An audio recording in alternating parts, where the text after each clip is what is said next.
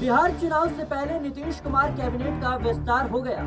राज्यपाल ने बिहार सरकार के नए मंत्रियों को पद एवं गोपनीयता की शपथ दिलाई।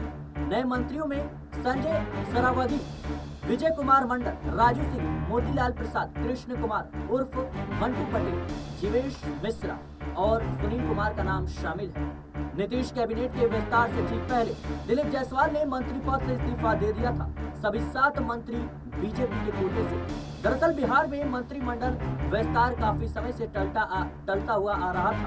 11-12 महीनों से इस पर अटकलें चल रही थी। अभी हाल ही में चर्चा हुई कि अब मंत्रिमंडल विस्तार खरमास के बाद होगा। अब खरमास बीते भी 1.5 महीने हो गए हैं। अब बजट सत्र भी आ गया है। ये मौजूदा सरकार के लिए सबसे बड़ा सत्र होगा। इसके बाद सरकार के लिए ऐसा सत्र कोई नहीं होगा, क्योंकि अक्टूबर-नवंबर में चुनाव होने की संभावना है। बता दें कि बिहार का बजट सत्र 28 फरवरी से शुरू हो रहा है। इस बजट सत्र में सरकार पूरे दमखम के साथ जाना चाहती है और एकजुटता प्रदर्शित करना चाहती है। इसलिए सरकार में यह धारणा थी कि अगर मंत्रिमंडल विस्तार में देरी होती है तो मंत्री को काम करने का समय नहीं मिल पाएगा। इसलिए सरकार इन 7-8 महीनों का इस्तेमाल नए मंत्रियों को काम करने के लिए देना चाहती है। ये मंत्रिमंडल विस्तार हर मास से पहले ही हो जाना चाहिए था, लेकिन नीतीश कुमार प्रगति यात्रा पर थे और इस पर चर्चा के लिए समय नहीं मिल पा रहा था। या यूं कहें कि भारतीय जनता पार्टी और नीतीश कुमार के बीच सब कुछ ठीक नहीं चल रहा था।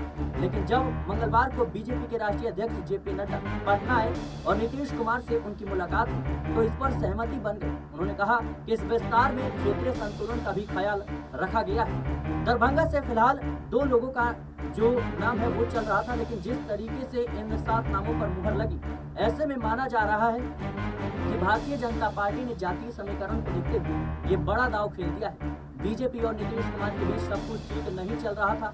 ये चर्चा लगातार हो रही है, क्योंकि दिल्ली में 27 साल बाद भारतीय जनता पार्टी की वापसी होती है, लेकिन शपथ ग्रहण समारोह में नीतीश कुमार नहीं पहुंचते हैं। नीतीश कुमार का ना पहुंचना अपने आप में कई सवाल खड़े कर रहा था, लेकिन अब जेपी नड्डा पटना पहुंच के नीतीश कुमार से बात करते हुए मनाते हैं और फिर मंत्रिमंडल का विस्तार हो चुका है। देखना होगा बिहार चुनाव में इसका क्या प्रभाव देखने को मिलेगा। फिलहाल के लिए इस रिपोर्ट में इतना ही। देश और दुनिया की तमाम खबरों के लिए बने रहने